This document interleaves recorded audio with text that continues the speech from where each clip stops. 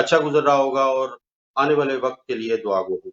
آج کا پروگرام بہت ہی اچھا اور فروٹفل ہوگا آئی ہوپ، کیونکہ آج کے پروگرام میں میری جو دونوں شخصیات شامل ہو رہی ہیں ان کا تعلق ایجوکیشن سے بھی ہے اور معلمہ بھی ہیں، ڈاکٹر بھی ہیں، اور میں یہ سمجھتا ہوں کہ یہ قابلیت اللہ تعالیٰ کی طرف سے ان کو یہ نصیب جو ہوئی ہے، اس قابلیت کو وہ بہت ہی اچھے طریقے سے نبھا رہی ہیں اپنے اپنے انداز میں اور اپنے اپنے علاقے میں، اپنے اپنے ملک میں۔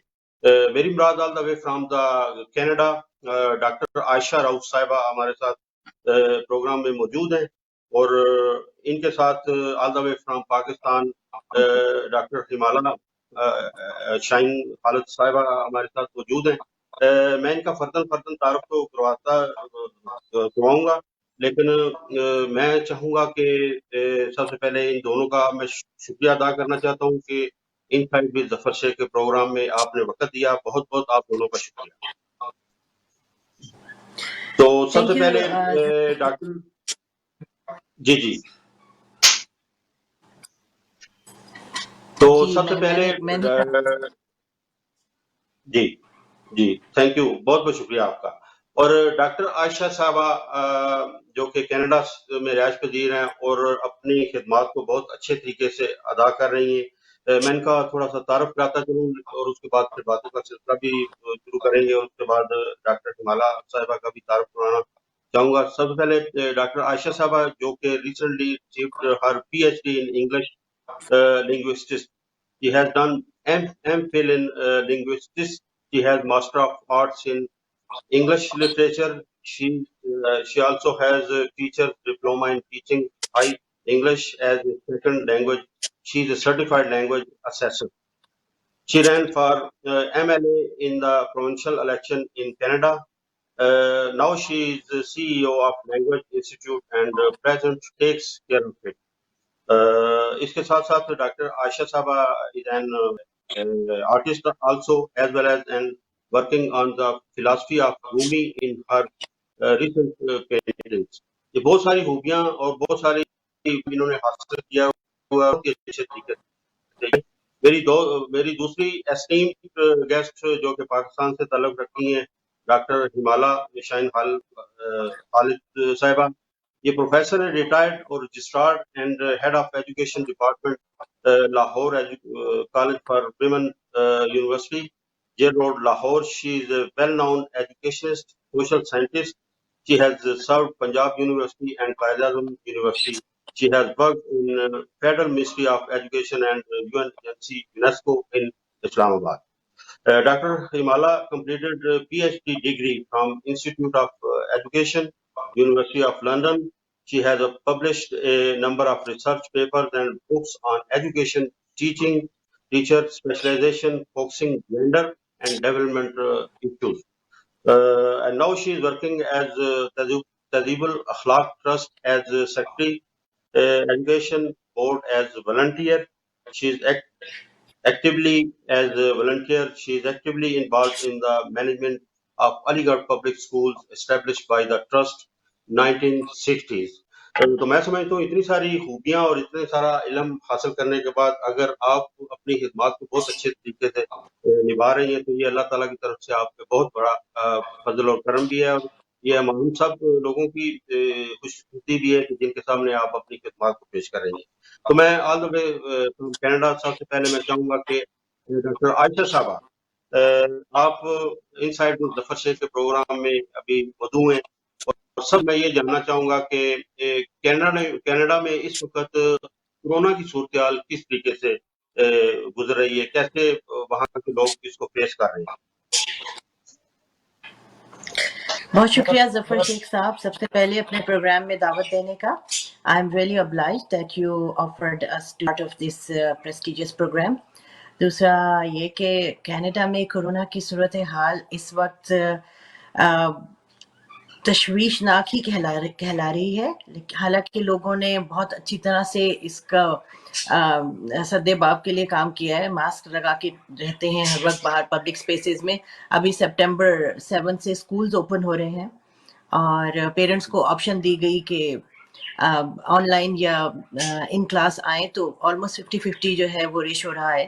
تو میں بھی اپنے جو 3 بیٹیاں ہیں ان میں سے ایک جا رہی ہے، 2 گھر سے ہی کریں گی. تو باقی یہ کہ ذمہ دار شہری ہیں، نبھا رہے ہیں اچھی طریقے سے جو گورنمنٹ کے SOPs ہیں اس کے حساب سے. تو اتنا پھیل نہیں رہا، لیکن پھر بھی یہ ایک پینڈیمک تو ہے. یہ اس وقت سچویشن ہے کینیڈا میں. تو ٹھیک ہے، ٹھیک ہے. ڈاکٹر ہمالہ شاہین خالد صاحبہ، آپ پاکستان میں، اور پاکستان کی صورتحال ہم بھی دیکھتے رہتے ہیں اور پوری دنیا کو پتہ ہے کہ کس طرح کی صورتحال ہے. آپ وہاں کی صورتحال کے حوالے سے کیا کچھ فرمانا چاہیں گے کرونا کے حوالے سے؟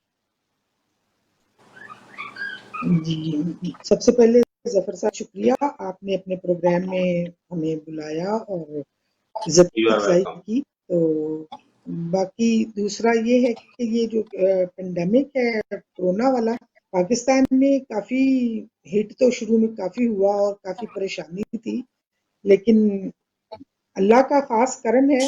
اور میں سمجھتی ہوں کہ ہمارے عوام، جس کو ہم اکثر لوگ کہتے ہیں کہ جی ان پڑھ ہیں، جاہل ہیں، یہ ہے، لیکن کچھ بھی ہے، سم تھنگ ہیز ہیپنڈ جس نے ہمارے لوگوں میں یہ شعور دیا کہ وہ سوشل ڈسٹینسنگ رکھیں یا جو مینج.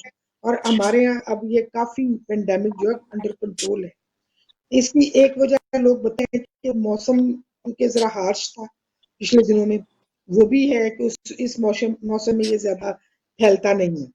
لیکن میں سمجھتی ہوں یس، یہ this is one of the major factor. دوسرے یہ بھی ہے کہ لوگوں نے توبہ بھی بڑی کی، دعائیں بھی مانگی ہیں، اور اللہ کا کرم بھی ہوا ہے. تو یہ ساری چیزیں مل کے پاکستان پر کافی اللہ کی بلیسنگز ہیں. تو اللہ کہے کہ یہ اب سردیوں میں ہمارے حالات بہتر رہیں تو ہماری سب کی اصلیت کا پتہ چلے گا کہ کیا چیز what is work, what is not working. تو شکر اللہ کا اس وقت تو حالات انڈر کنٹرول ہی ہیں. چلیں اچھا. ڈاکٹر ہمالہ صاحبہ، محرم کا مہینہ بھی شروع ہو چکا ہے، اور اس مہینے کی نسبت سے ایک تو یہ 7ویں کو یا 9ویں یا 10ویں کو یہ لوگ اکٹھے ہوتے ہیں، تو اس وجہ سے کوئی حکومت نے کوئی حفاظتی اقدامات کیے ہیں؟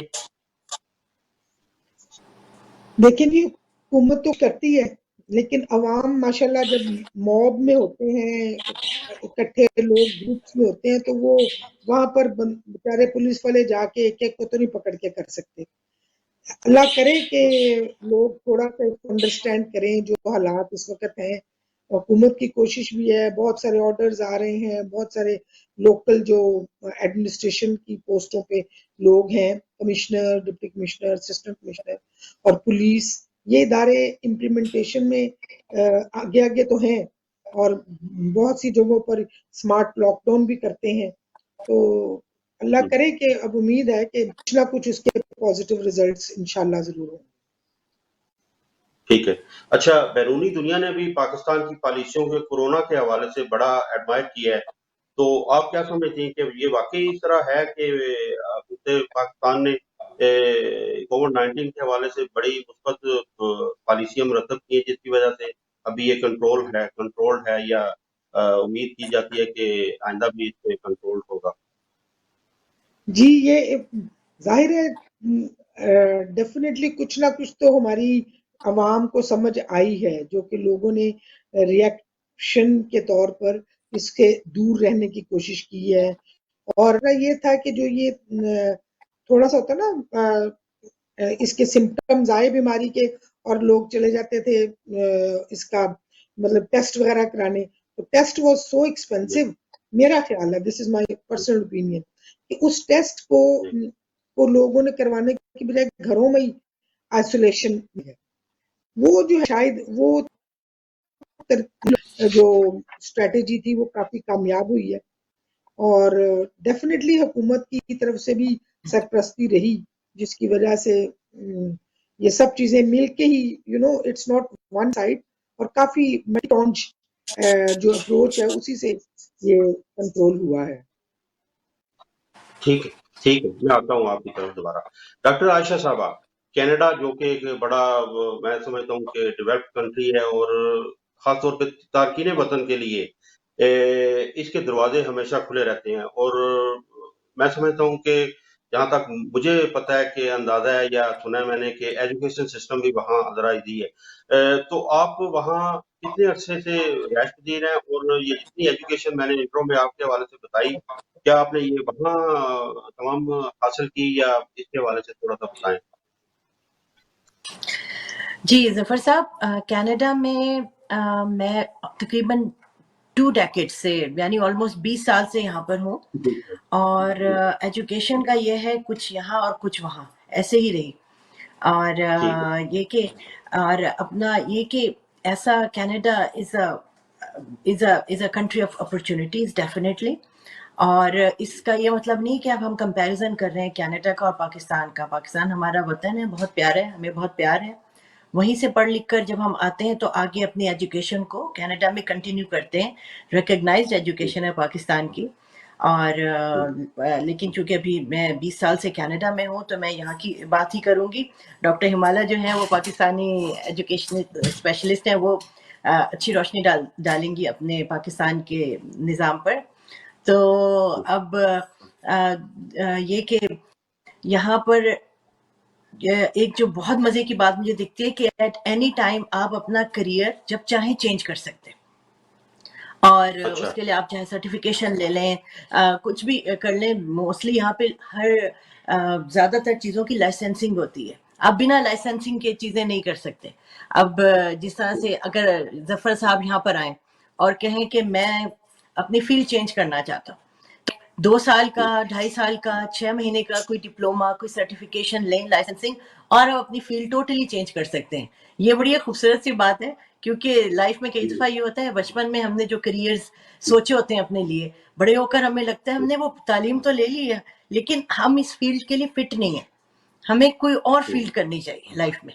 تو اگر موقع ٹائم ہے یہاں پر تو میں آپ لوگ کو ایک بڑا اچھا سا قصہ سناؤں کہ آج سے تقریباً 13 سال پہلے جب آٹوا سے میں اپنی ٹیچنگ سرٹیفکیشن لے رہی تھی، تو اٹس اے 1 ایئرس ڈپلوما. اور تو it's called diploma in teachers of English as a second foreign language to teach adults. اچھا، میرے ساتھ کلاس میں 23 میرے کیا کہیں گے کلاس میٹس تھے. ان میں سے ایک جو مجھے آج تک یاد ہے وہ 72 ایئرز اولڈ ایک ہم تو بابا ہی کہتے ہیں، بابا تھا، کینیڈین بورن براٹ اپ تھا. تو 72 years old, he was full of energy. اس نے کہا کہ عائشہ، میں ساری زندگی ہارس فارمنگ کی ہے میں نے اپنے فارم پہ، اب میرا دل کرتا ہے میں کریئر چینج کروں. تو اس نے کہا اب میں کریئر چینج کروں گا اور اس کے بعد میں ٹیچنگ کروں گا ایڈلٹس کی. And he did it. اس نے 1 ایئر ڈپلوما کیا. اس کے بعد وہ یہاں سے بھی جس کو ابراڈ کہتے ہیں وہاں چلا گیا، اور وہاں جا کے اس نے اپنی ٹیچنگ ایڈلٹس کا کریئر کا سٹارٹ کیا. تو یہ بڑی خوبصورت چیز ہے جو مجھے اچھی لگتی ہے. At any time you can change your career legally, جس کو کہتے ہیں بغیر کسی نقصان کے. اور دوسرا جو آپ نے کہا کہ عمر کی کوئی قید نہیں ہے. اینی ٹائم، عمر کی واقعی کوئی قید نہیں ہے. اور ویسے تو مجھے آپ کی عمر کا بہت اندازہ نہیں، لیکن آپ بھی جب کینیڈا آئیں، you can if you want to switch your career any time, most welcome. مطلب یہ کہ اسٹوڈنٹ کاؤنسلرز ہیں، آپ کی بات سنیں گے، آپ کو بتائیں گے کہ اچھا آپ کا یہ انٹرسٹ ہے، آپ یہ کیجئے، اور اب آپ یہ پڑھ لیجئے، اور اس میں آپ کو ایکسل کرنے کا موقع بھی مل سکتا ہے. خوب. Actually, I have spent 24 years in Denmark. No, I don't think I can think about it. بہرحال میرے دوست کافی ہیں کینیڈا میں، تو I wish to visit them. یہ ہے میری خواہش، چلیں ان فیوچر میں بھی. اچھا ڈاکٹر عائشہ صاحبہ، ایک تو تھوڑا سا یہ بتائیں کہ تارکین وطن کیا دلچسپی کس حد تک ہے کہ جیسے باقی ممالک میں لوگ آتے ہیں، کام کرتے ہیں، بس جس طرح لو کالر یا وائٹ کالر تو خیر تھوڑا سا ہائیسٹ ہو جاتا ہے، لیکن لو کالر جاب زیادہ ہمارے لوگ کرتے ہیں. تو وہاں کینیڈا میں اگر یہ ساری سہولیات ہیں ایجوکیشن کے حوالے سے، تو ہمارے تارکین وطن بشمول پاکستانی کمیونٹی، ان کا کیا ٹرینڈ ہے کام کے حوالے سے یا ایجوکیشن کے حوالے سے؟ میں چونکہ سیٹلمنٹ میں بھی میں نے بہت کام کیا ہے، جاب بھی کیا، والنٹیئر بھی بہت کیا یہیں کینیڈا میں. تو جو چیز میں نے دیکھی ہے وہ یہ کہ ایک تو جو پڑھے لکھے تارکین وطن آتے ہیں ان کو یہ ہوتا ہے کہ وہ اپنی فیلڈ میں دوبارہ فٹ ہو جائیں. میں بات کر رہی ہوں engineers, doctors, teachers, lawyers, and so on. ان لوگوں کو ہوتا ہے کہ کیونکہ ان کی ڈگریز ریکگنائز بالکل ہوتی ہیں کینیڈا میں، لیکن وہی بات کہ کینیڈا کی آپ کو لائسنسنگ یا سرٹیفکیشن چاہیے ہوتی ہے، تو ان کی خواہش ہوتی ہے کہ وہ پڑھ کر اور آگے اپنی فیلڈ میں اپنی جاب میں لگیں. تو ایک تو یہ والے ہوتے ہیں لوگ. اس کے علاوہ ہر انسان ایک پروفیشنل نہیں ہوتا جو کہ کینیڈا آتا ہے پاکستان سے.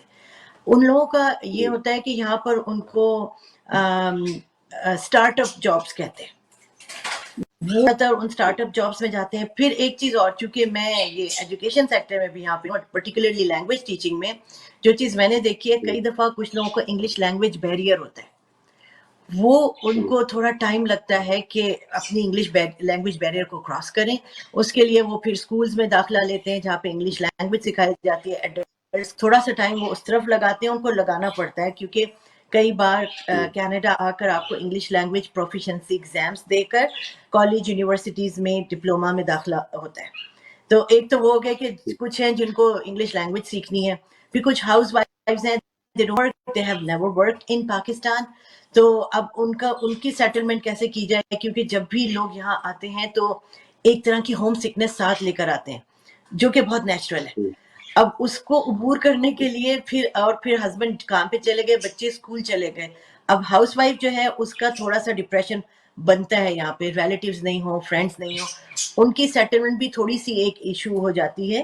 تو لیکن مزیدار بات یہ ہے کہ ہماری یہاں پہ اپنی پاکستانی کمیونٹی بہت اسٹرانگ ہے اور وہ بالکل جو ہے وارم ویلکم کرتی ہے ان لوگوں کا جو کہ نئے ہیں، ان عورتوں کا جنہوں نے پاکستان میں جاب نہیں کی ہوئی اور اب وہ لونلی ہیں، اور on top and now they want to start a career as well. کیونکہ وہی بات کہ ہر انسان جو کہ لگتا ہے کہ جی اب ہم فارغ ہیں، ہمارے بچے اسکول چلے گئے، فیمیلز بھی، اب یہ اکانومی کی بڑھنے کے ساتھ ساتھ پھر دل یہ کرتا ہے کہ آپ بھی اکانومی کا حصہ بنیں، اپنے ہسبینڈ کا ہاتھ بٹائیں. پھر ان عورتوں کو سیٹل کرنے میں ہماری کمیونٹی بہت سپورٹ کرتی ہے. کچھ خواتین گھر سے کیٹرنگ کر سکتی ہیں، ان کو اس میں فٹ کیا جاتا ہے، وہ ہیپیلی گھر سے کیٹرنگ کرتی ہیں. اور ہمارے کمیونٹی ایونٹس ہوتے ہیں، کچھ ہوتا ہے تو اس طرح سے وہ پارٹیسپیٹ کرتی ہیں. On top Pakistan community centre یہاں پر ایک ہے جو کہ والنٹیئر بیسس پہ کام کرتے ہیں. کسی قسم کی بھی پرابلمس ہوں دے سپورٹ. وہ تو ایک بورڈ ہوتا ہے، باقی ہم سب والنٹیئر ہوتے ہیں ساتھ میں. تو یہ کہ بڑا پیارا سا ایک سسٹم ہم نے یہاں پر بنایا ہوا ہے جس میں آنے والوں کو فل سپورٹ کیا جاتا ہے تاکہ ان کی ہر طرح کی نیڈ پر کام ہو. ٹھیک ہے میں آتا ہوں دوبارہ آپ کی طرف. ڈاکٹر ہمالہ صاحبہ، پاکستان میں آپ کو بھی پتہ ہے کہ اس وقت تقریباً کروڑوں، ابھی میں یہ بتانا نہیں چاہتا، اچھا نہیں لگتا کہ کروڑوں کے حساب سے بچے جو اسکول نہیں جانے پا رہے. اس کے پیچھے many reasons behind this.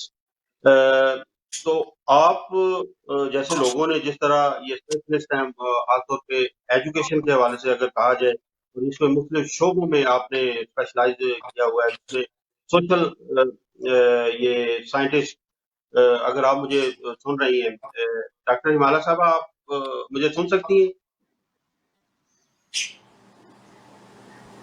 Hello صاحبہ، آپ سے شروع کر لیتے ہیں، شاید ان تک میری آواز نہیں جا رہی. اچھا ڈاکٹر صاحبہ، آپ ایک تو آپ نے بتایا کہ کینیڈا میں ایجوکیشن سسٹم اس طرح کا ہے، اور یہ بہت ہی خوش آئند بات ہے کہ وہاں سے جتنے بھی فارنر جاتے ہیں کینیڈا میں وہ اپنی تعلیم کو بھی اچھے طریقے سے جاری رکھ سکتے ہیں اپنی عمر کے سوچنے کے بغیر، اور اس کے ساتھ ساتھ ظاہر ہے وہ اچھا کیریئر تلاش کرنے کی کوشش کرتے ہیں. اچھا، آپ نے ایک تو ہیں یہ کیا کہتے ہیں، آپ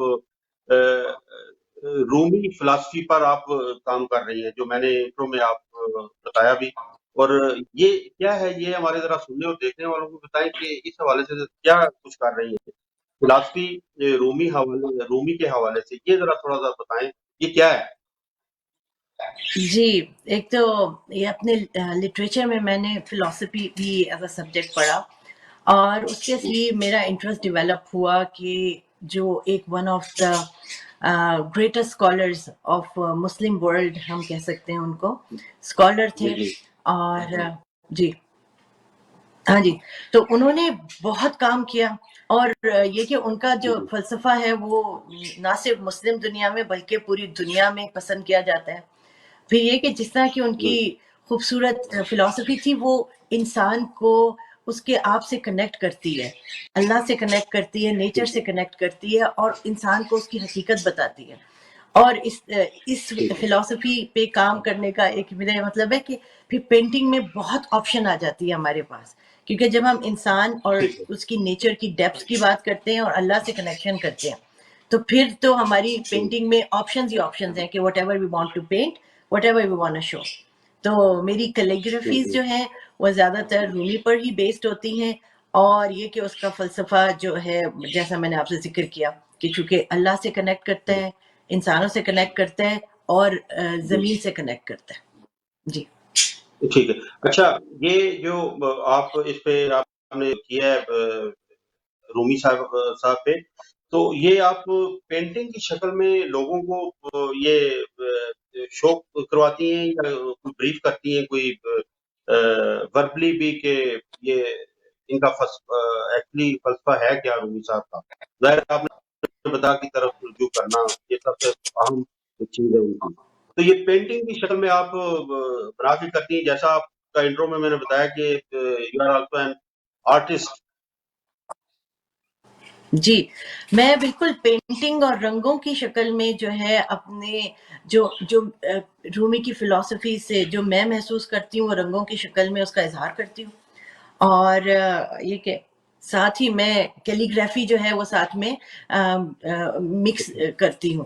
تو یہ کہ مکس میڈیم ایک ہوتا ہے آئل کلرز ایکریلک آن کینوس, اور رنگوں سے اس کا اظہار کیا جاتا ہے, بالکل ایسے ہی.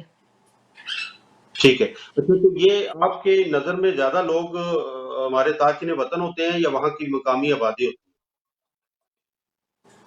دونوں, کیونکہ جیسا میں نے بتایا کہ رومی جو ہے وہ سب کا فیوریٹ ہے. ایون آج بھی میری بیٹی کو جب میں نے بک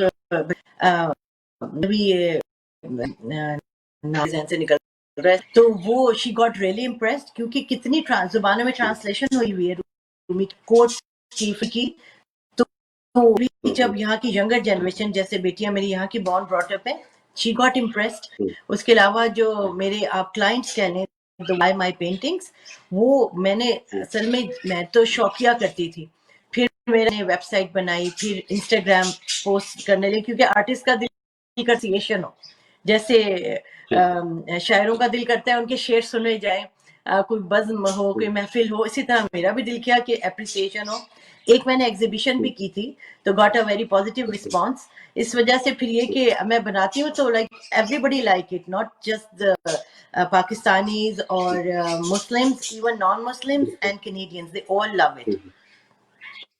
اوکے, ٹھیک ہے, ویری نائس, ویری نائس. اچھا ڈاکٹر ہمالہ صاحبہ, آپ مجھے سن سکتی ہیں؟ ذرا سا رابطہ میرا ڈسکنیکٹ ہو گیا تھا بیچ میں. چلیے کوئی بات نہیں, ابھی آپ مجھے سن سکتی ہیں؟ جی جی, اب بالکل صحیح ہے. اچھا ڈاکٹر صاحب, آپ کو بھی پتہ ہی ہے, مجھے بھی پتہ ہی ہے, پاکستان میں کروڑوں بچے جو اسکول سے محروم ہیں, اور اس صورتحال میں اگر آپ جیسے لوگ اسپیشلائز ہیں ان ایجوکیشن آلسو, تو وہ آپ کیا سمجھتی ہیں کہ جتنے بھی آپ جیسے لوگ ہیں, آپ کے ہم اثر یا آپ جیسے اسٹیٹس کے لوگ جنہوں نے ایجوکیشن کے شعبے میں مختلف شعبوں میں اسپیشلائز کیا ہوا ہے, تو آپ کیا سمجھتی ہیں کہ پاکستان میں وہ اپنی اس ایجوکیشن کو, اپنی خدمات کو صحیح طریقے سے سر انجام دے رہے ہیں؟ یہ بڑا ایسا سوال ہے, تھوڑا سا مشکل بھی. کوشش تو ہر کوئی کرتا ہے اپنا کام اپنی ایبلٹیز کے مطابق کرنے کی. پاکستان میں پرابلمز بھی کچھ ڈفرنٹ نیچر کے ہیں. ایک تو یہ کہ ہماری پاپولیشن گروتھ اتنی زیادہ ہوئی ہے جتنی ہماری ڈیولپمنٹ کی گروتھ نہیں تھی. فار ایگزامپل, اگر ہم اسکول میں ایک سال میں 100 نئے بچوں کے لیے اسپیسیز پیدا کرتے تھے تو داخلہ لینے والے 500 بچہ نیا پیدا ہو جاتا تھا.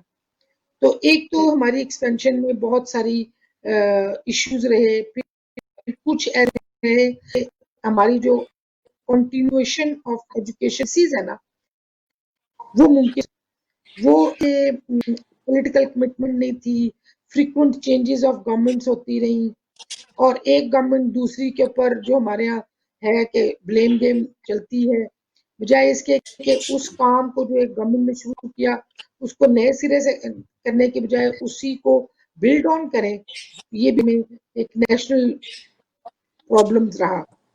اب تھرو آؤٹ جب ہم نے ایجوکیشن پالیسیز جیسے 47 میں قائد اعظم کی ایک سپیچ ہے جو ایجوکیشن منسٹری کو انہوں نے کی تھی, وہاں سے لے کر میں نے پالیسیز کا انالیسس کیا, اور وہ جو اب تک پالیسیز آئی تھی 2009 تک, وہی پالیسی تھوڑے عرصے تک پہلے تک چل رہی تھی عمران خان کی گورنمنٹ آنے سے پہلے.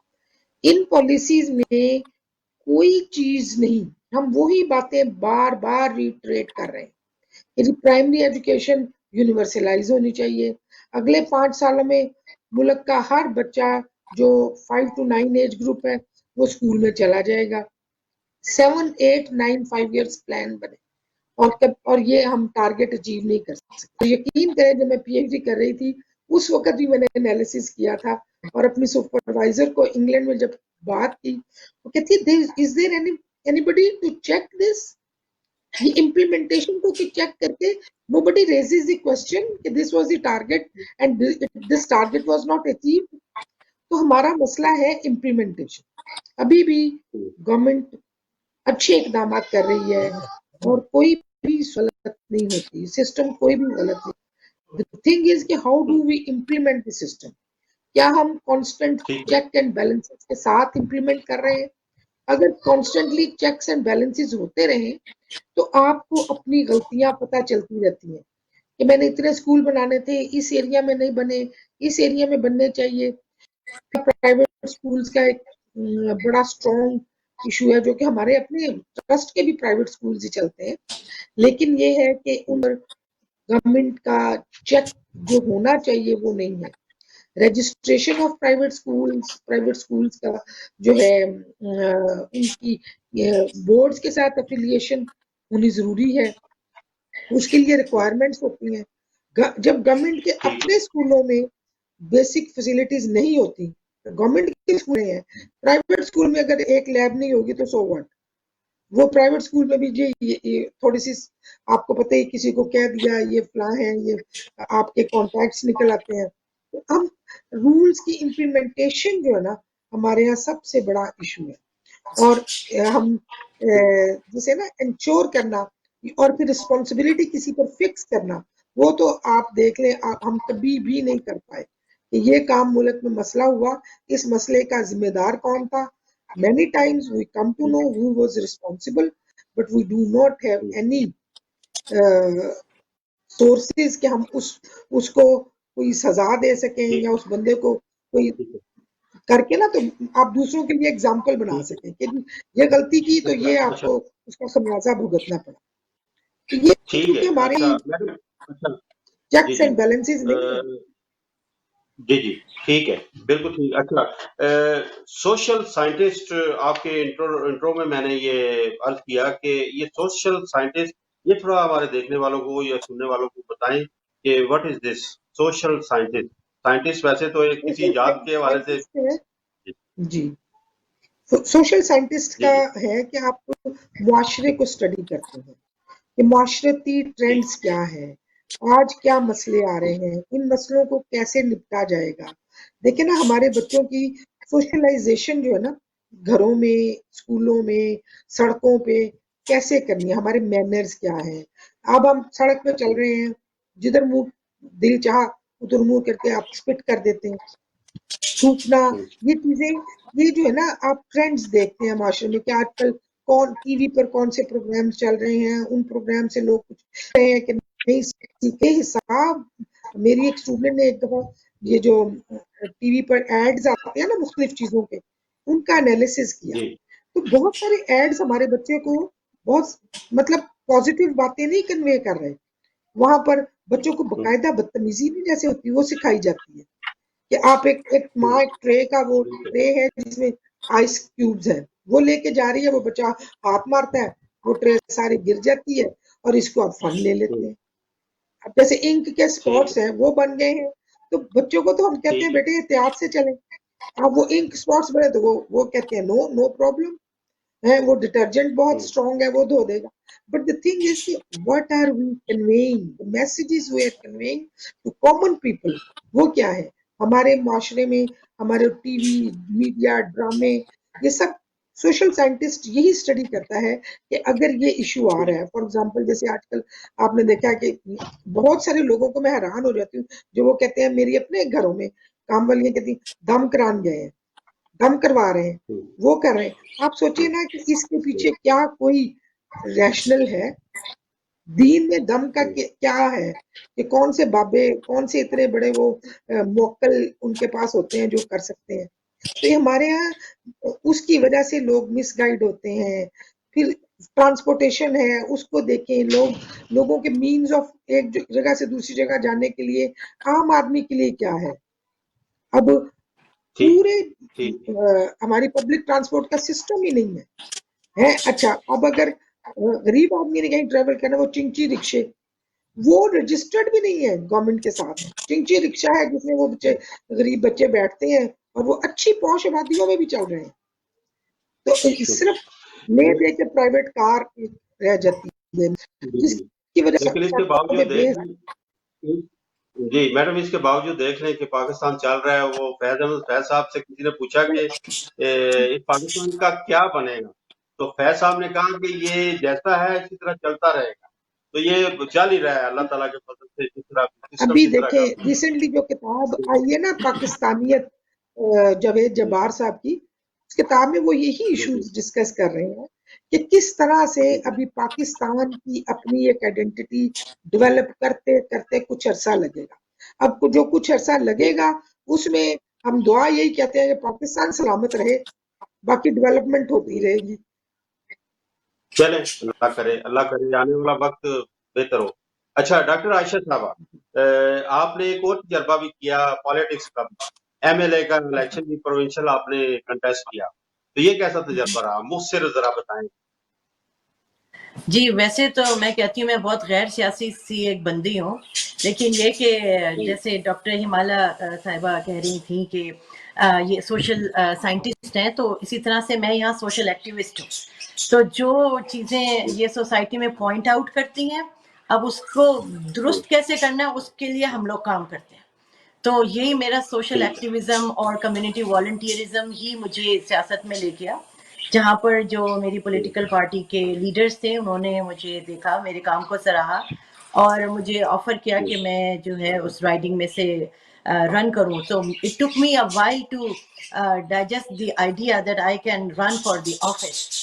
لیکن پھر وہی بات یہ کہ انہوں نے کہا کہ پالیٹکس کوئی راکٹ سائنس نہیں ہے, آپ کو یہ کہ پیپلز پرسن ہونا چاہیے, لوگوں کی مدد کے لیے ہر دم تیار ہونا چاہیے, اپنے اندر جذبہ ہونا چاہیے, اور یہ کہ لوگوں سے محبت کرنی چاہیے. تو یہ ساری چیزیں میرے اندر بالکل موجود تھیں, اور تھوڑی سی سوسائٹی کی ریفارم کا جذبہ بھی آپ کے اندر ہونا چاہیے.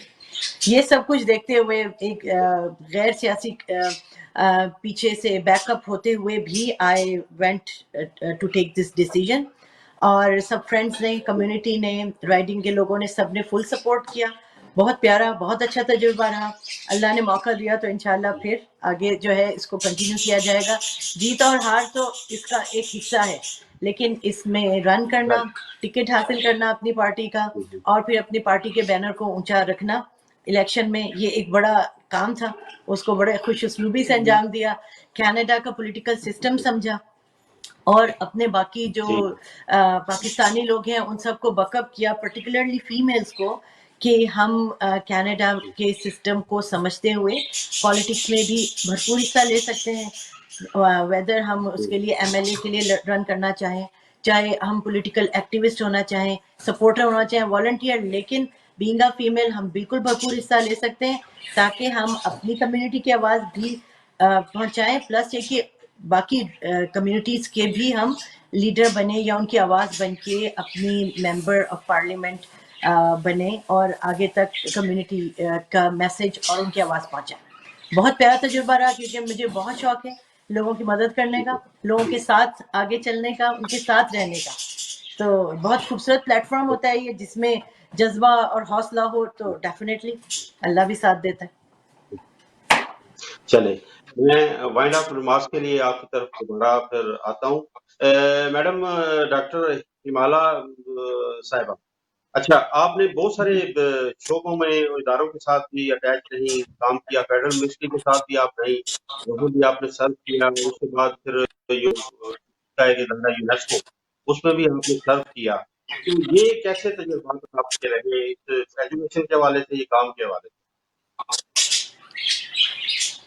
یہ آخر میں کیا کہا آپ نے؟ میں یہ کر رہا تھا کہ یونیسکو کے ساتھ آپ رہی، اس کے ساتھ سرو کیا، اور فیڈرل ملٹری کے ساتھ آپ اٹیچ رہی اور اس کے ساتھ بھی کام کیا. یہ کیسے تجربات رہے آپ؟ بہت انریچنگ تجربہ تھا، کہ جب میں نے فیڈرل گورنمنٹ میں کام کیا نا تو اس وقت سینٹرل لیول پر ایجوکیشن پالیسی بنتی تھی. اب یہ 18 امینڈمنٹ کے بعد ٹوٹلی پروونشل ایشو ہو گیا ایجوکیشن کا. تو اس وقت ہم پھر پورے تمام صوبوں کے ساتھ مل کے ایجوکیشن پالیسی کے لیے نیگوسیشن کرتے تھے، 5 ایئر پلانز بنتے تھے. تو I was working at one point of time in National Education Council. تو وہاں پر آپ کو موقع جو سب سے بڑا ملتا ہے کہ you find an opportunity to communicate all the in the country, rural urban areas میں اور مختلف جگہوں پر آپ کو جانے کا موقع بھی ملتا ہے، لوگوں سے انٹریکشن بھی ہوتی ہے. اور پھر وہاں پر آپ دیکھتے ہیں کہ جس میں مجھے یہ بڑی چیز، اور نیشنل لیول پر ایک کمیشن بنا تھا ایک زمانے میں، اسلامائزیشن آف ایجوکیشن، اس کے بھی ہم حصہ رہے. پھر 5 ایئر پلانز بنتے تھے. تو ان سب میں جو میں نے بات کہی ہے نا وہ یہی ہے کہ ہمیشہ سے ایشوز وہی رہے ہیں. دیکھیں غریب آدمی ابھی بھی ہر کوئی چاہتا ہے کہ بچوں کی ایجوکیشن کے لیے اسکول ہو. اور رورل ایریاز میں بیٹھے ہوئے لوگ کوئی ہائی فائی اسکول نہیں چاہتے، ایک نارمل سا اسکول ہو جہاں ٹیچر ریگولرلی آئے، بچوں کو پڑھائے اور بچے پھر وہاں پر اپنی پرفارمنس دیں. اب جب ٹیچر ہی وہاں نہیں ہوگا تو کیا بچے پڑھیں گے؟ تو اس لیے یہ بہت سارے ایشوز کو انڈرسٹینڈ کرنے کا اور ہر صوبے کا کمپیریزن کا بھی موقع ملا. یونیسکو میں یہ تھا کہ وہاں پہ بھی کیونکہ آئی was working in national office UNESCO کے، تو وہاں پر ایک اپنا یونیک تجربہ تھا کہ بہت ہماری نا کوئک ڈیسیشن میکنگ ہوتی تھی. اس میں جو فائل ورک لمبا نہیں ہوتا تھا، اس نے ڈائریکٹ وہاں سینس آف اچیومنٹ ہوتی تھی کہ ایک چھوٹا سا پروجیکٹ کیا ہے، ایک اپنا پارٹنرائزیشن ڈھونڈا ہے ان کے ساتھ. یونیورسٹی میں جیسے ہم نے ایک پروجیکٹ کیا یہ وائلنس پر، تو اس پر ہم نے یونیورسٹی کے تمام اسٹوڈنٹس کے ساتھ جینڈر جو وومن امپاورمنٹ کے لیے تھا اس میں سے نا پین بنوائی اور اسٹوڈنٹ پوئمز بھی اس کے اوپر اپنی. تو وہ پھر ہم نے نیشنل لیول پر اسلام آباد میں اس کو ڈسپلے کیا. پھر ہم نے ان میں سے سلیکٹ کی. اس وقت تو یو اے کا کمیشن آن وومن ہے نا، اس کی ایک میٹنگ تھی. پھر ہم نے نیو یارک اپنے اسٹوڈنٹس کے، اپنے ملک کے بچوں کی پینٹنگز وہاں بھجوائیں. Throughout the meeting for 10 days یہ یو این کے کوریڈورز میں ہمارے بچوں کی پینٹنگز رہیں. اور اس میں دیکھیں پھر آپ کا فورن آفس انوالو تھا. فورن آفس نے بھی کئی دفعہ ہم کہتے ہیں نا کام فلاں نہیں ہیلپ کرتا، وہ نہیں کرتا، and we found it so مطلب کوآپریٹو ہر طرف سے. جب آپ کوئی کام کر کے لے کے جاتے ہیں تو پیپل ڈو اپریشیٹ. اور وہاں سے ہمیں فورن ہماری جو فورن منسٹری تھی انہوں نے، آپ کو پتہ ہی ہے کہ اتنی ساری پینٹنگ 20 کے قریب تھی، بڑی بڑی تھی، تو ان کو ریپ اپ کرنا، پینٹنگ کو کمیوٹ کرنا کافی ایک ایشو ہوتا ہے. ان کو کارگو کروایا پاکستانی پاؤچ میں اور وہ پھر نیو یارک ان کی آفس گیا، وہاں پر ڈسپلے ہوا. مطلب چھوٹے چھوٹے کام کی ایک سینس آف اچیومنٹ ہوتی تھی. تو جیسے انیشیل پاکستان میں آپ کو پتا ہے کوئی فری میڈیا نہیں تھا. سب سے پہلا جو پنجاب نے اسٹوڈنٹ ریڈیو اسٹارٹ کروایا تھا ہم نے. I was working at that time in UNESCO. تو ہم نے یہ پیمرا اور اس کے ساتھ نیگوشیٹ کر کے قائل کیا کہ ایک اسٹوڈنٹ کو اپرچونٹی دینی چاہیے. پھر پنجاب میں فرسٹ ریڈیو اسٹیشن قائم کیا. تو گورنر تھے خالد، وہ اتنا اس چیز کو اپریشیٹ اور وہ کر رہے تھے اور وہ مجھے کہیں کہ کیسے ہم اور جگہوں پہ کر سکتے ہیں یہ وہ، لیکن ودن فیو ایئرس ماشاءاللہ ہماری میجر یونیورسٹیز میں ہر اس میں یہ student radio stations communication departments میں بن گئے. تو یہ اور پھر ہمارے یہاں پیمرا کے رولز یہ وہ ڈپارٹمنٹس بھی اسٹرانگ ہو گئے. تو مطلب یہ کہ اس طرح کے کام یونیسکو میں یہ اچیومنٹ کی ہوتا تھا کہ کچھ چیز بن گئی. بالکل ٹھیک ہے. اچھا میڈم، آخر میں ایک تو ہمارے دیکھنے اور سننے والوں کو بتائیں، کیونکہ آپ کی آواز پوری دنیا میں تقریباً 160 ممالک میں سنی جا رہی ہے اس ایس بی آئی نیوز کے پلیٹ فارم سے، تو کیا انفرادی اور اجتماعی طور پر کوئی ایسی بات کرنا چاہیں یا اپ کمنگ پروجیکٹس میں یا تھنکنگ میں کیا ہے جو آپ ہمارے دیکھنے اور سننے والوں کے لیے شیئر کرنا چاہیں؟ میں ایک دو باتیں سب کو کہتی ہوں کہ آپ ایک تو اپنے اندر شارٹ کٹس مت ڈھونڈیں. جو محنت کا راستہ ہے نا، کام کریں، ہارڈ ورک کریں، اس کا ضرور پھل ملتا ہے اور اس کے کچھ نہ کچھ ریزلٹس ضرور آتے ہیں، چاہے تھوڑے آئیں زیادہ آئیں، اور کئی دفعہ تو بہت ہی اچھے ریزلٹس آتے ہیں. یہ تو میں نے اپنی زندگی میں ٹیسٹڈ بات ہے. ہارڈ ورک کا کوئی آلٹرنیٹ نہیں ہے.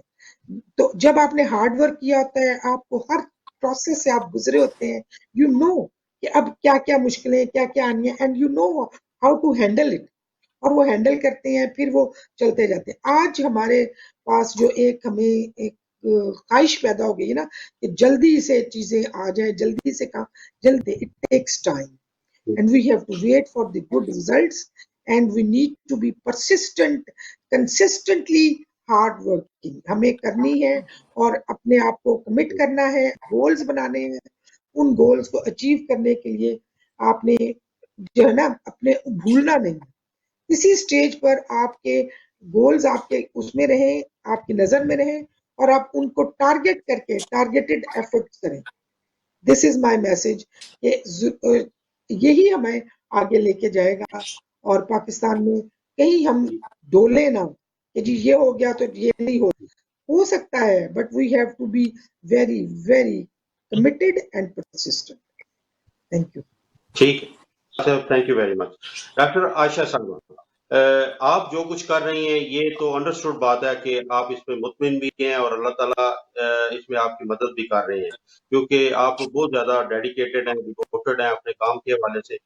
آپ ڈاکٹر ہمالہ صاحبہ کو سیکنڈ بھی کر سکتی ہیں، اور اس میں کچھ ایڈ کرنا چاہیں انفرادی طور پر، اجتماعی طور پر، تو آپ یو کین گو ہیڈ. بالکل، ڈاکٹر ہمالہ کی تمام باتوں سے میں بالکل متفق ہوں. بہت انہوں نے پیارا میسج دیا سب کو، کیونکہ ہم نے بھی یہی دیکھا ہے لائف میں شارٹ کٹس آپ کو وقتی فائدہ دے سکتے ہیں لیکن لانگ ٹرم فائدہ کبھی بھی نہیں ہوتا. اور یہ کہ جیسے ہم لوگ سب یہاں تارکین وطن جن کو کہتے ہیں، جب کینیڈا یا اور ملکوں میں جاتے ہیں، ہمیں تیار ہونا چاہیے کہ ہم ہارڈ ورک کے لیے اپنے آپ کو initially at least beginning years میں بہت زیادہ ہارڈ ورک کے لیے تیار کریں. اپنے آپ کو تیار کر کے آئیں گے مینٹلی اور فزیکلی، اپنی فیملی کو بھی تیار کریں، اور جب یہاں پر آئیں تو پاکستان کا ایک خوبصورت چہرہ بن کر آئیں. سب سے پہلے تو یہ بات ہے کہ اگر آپ ملک جا رہے ہیں، پاکستان کا بہترین چہرہ پیش کیجئے، جس کے لیے ہمیں ضروری نہیں ہے کہ ہم کھڑے ہو کر بتائیں پاکستان میں ایسے ہوتا ہے ایسے ہوتا ہے. جو کچھ ہم کرتے ہیں پاکستان میں ویسے ہی ہوتا ہے، لوگوں کو ویسا ہی دکھتا ہے کہ پاکستانی بھی ایسے ہیں، پاکستان کے لوگ بھی، اور پاکستان کی تربیت بھی یہی ہے. سب سے بڑی بات، اپنے ملک کا بینر ہم نے ہائے رکھنا ہے. ہم ہر بیرون ملک پاکستانی کے ہاتھ میں ایک پاکستان کا پرچم ہوتا ہے، چاہے وہ دکھ رہا ہے کسی کو یا نہیں دکھ رہا، لیکن we all carry the flag of Pakistan on our heads, on our shoulder. ذمہ داری ہے ہماری، سیم ذمہ داری پاکستان میں رہنے والے پاکستانیوں کی بھی ہے. جیسے ڈاکٹر ہمالہ نے کہا کہ شارٹ کٹس تلاش نہ کریں، انلیگل راستے تلاش نہ کریں، کسی بھی چیز کے لیے محنت کریں. محنت میں ہمیں کوئی پیچھے نہیں چھوڑ سکتا. یہ وہ چیز ہے جو ہر دم ہمارے ساتھ رہے گی، جو اچیومنٹ محنت سے ہم حاصل کریں گے. کوئی ہم پہ انگلی بھی نہیں اٹھا پائے گا، اور اس طرح ہمارے ملک کا نام روشن ہوگا، اور اللہ بھی خوش ہوگا، لوگ بھی خوش ہوں گے، اور ہم بھی عزت سے اپنے اولاد کے سامنے سر اٹھا کے جی سکتے ہیں سارے. ویری ویل، ویری ویل، بہت بہت شکریہ. And I am very grateful to both of you, and it was a great pleasure to have you in my program. बातें तो बहुत सारी करना चाहता था, लेकिन वही as usual lack of time आड़े आता है। तो इंशाल्लाह आइंदा भी आपको ज़हमत मैं दूंगा किसी प्रोग्राम में, किसी और टॉपिक के हवाले से बातचीत तफसीलन होगी। कुछ चाहिए, अल्लाह ताला इसी तरह आपको जब गाता रहे और इसी तरह आपकी खिदमत भी करते रहें, और अपने पाकिस्तान का नाम भी, डॉक्टर हिमाला साहबा आप भी और डॉक्टर आयशा साहबा आप भी इसी तरह रोशन करती रहें, और मेरे लिए भी आप दुआ करें। तो मज़े नाज़रीन, ये था हमारा आज का प्रोग्राम, और उम्मीद करता हूँ कि अच्छा लगा होगा, और इसमें जो कुछ भी बातें हुई ये आपको पेशेवराना जिंदगी में भी और ज़ाती जिंदगी में भी का काफी फायदा होगा। इंशाल्लाह एक नए मौजूआत के साथ, नए मेहमानों के साथ दोबारा आपकी खिदमत में हाजिर होंगे। तो चलते चलते हमेशा की तरह पाकिस्तान जिंदाबाद और डेनमार्क पाइंदाबाद। बहुत बहुत शुक्रिया आप दोनों। बहुत शुक्रिया, थैंक यू। शुक्रिया जी।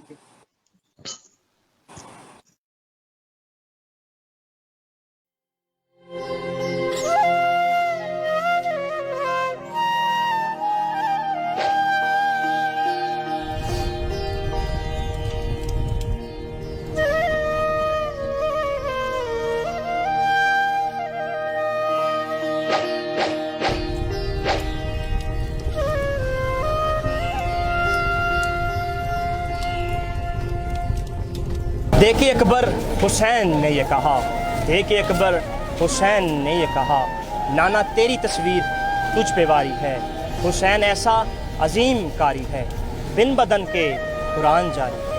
जी बिल्कुल नाज़रीन, जैसा कि आपको मालूम है आज यौम आशूर इंतहाई अक़ीदत और एहतराम के साथ मनाया जा रहा है। पूरे पाकिस्तान समेत दीगर ममालिक में भी आज के दिन अज़ादारान हुसैन की जानिब से मातमी जुलूस निकाले जा रहे हैं, जंजीर ज़नी की जा रही है, और हर किसी का, तमाम तर उम्मत मुसलमान का इमाम से मोहब्बत करने का अंदाज़ अपना अपना है। कुछ लोग अज़ादारी करके, कुछ लोग मातम ज़नी करके, जंजीर ज़नी करके, जबकि कुछ लोग घरों में लंगर और न्याज की सबीलें लगाकर भी इमाम से अपनी अक़ीदत का इजहार कर रहे हैं। मैं इस वक्त मौजूद हूँ